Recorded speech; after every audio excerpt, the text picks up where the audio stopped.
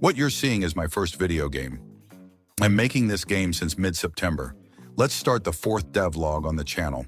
As usual, we start right after the last devlog. Here I almost finished the biggest map. I just needed to add some details and fix some bugs here and there.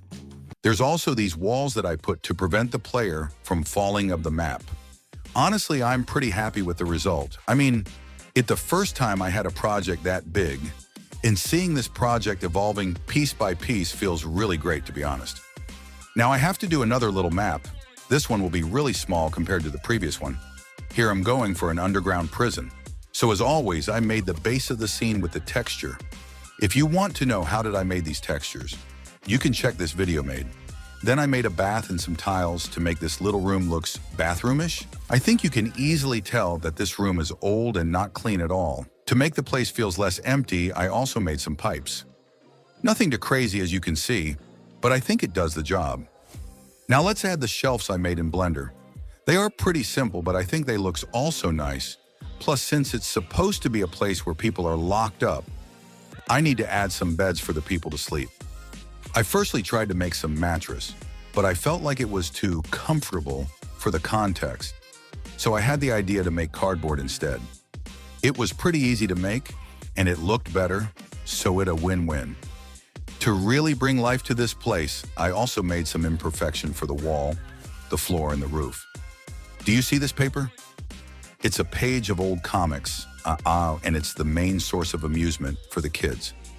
To do it, I had to draw everything on Krita. It took around 1 day to draw and fix some issues. And here is the result. As I said earlier in the video, it's quite a small scene, but rich in detail, and I'm pretty happy with it. Through the creation of this scene, I still had some struggle here and there, but I easily can tell that I became better at what I'm doing, and it feels pretty satisfying. Okay, so here we have our scene finished. I can now start to work on the player side. I had to redo almost everything from scratch. Since here you don't play the same character, here you play as a kid. So I had to re-import a smaller model with the correct animation, set up the movement, the camera control, and the animation. And as always for me, it was horrible to do. But after a lot of attempts, I finally made it. But it was only the easy part of it. Let me explain. In this context, the kids have to wear clothes. Yeah, seems pretty logic after all, but it wasn't a random clothing I wanted to do. I wanted to make a cloth that fit with the story and the environment, because I don't see these kids wearing some Gucci outfit while being locked underground. So I went for a tunic, since it's a pretty simple cloth that don't looks too comfortable to wear. But a cloth like that need to collide with the person wearing it, you see? The other character was easy to animate since the clothes he wear are quite close to him. But as you can see, this isn't the case for our tunic. Cloth simulation is the technique used to make the cloth move and deform like real clothes. And it wasn't unknown to me since I had to use it for the previous character. But it was on the Blender. Here in Unreal Engine, I never made something like this. But I still was very confident. I mean, I had some struggles sometimes, but I almost always made it. So why would I fail? I failed, and horribly. All that to end with this result. The shit looks like jelly, and it's still flickering. Even if I play with the parameter that people told me to play with, absolutely nothing change. So I had a second idea, blocking the camera. Stay with me now. The only easy way I have to fix the broken clothes is to hide them. I'm not talking about making everyone naked, but blocking the camera. The only way we can see ourselves is if we look down. So if we can look down, we won't be able to see ourselves, and it means that we won't see the jelly tunic. All that struggling just to hide it with some blueprint. Then I had to do another complicated thing, making another character. But there's a plot twist. Since this character have long hair, I had to do them affected by the physique.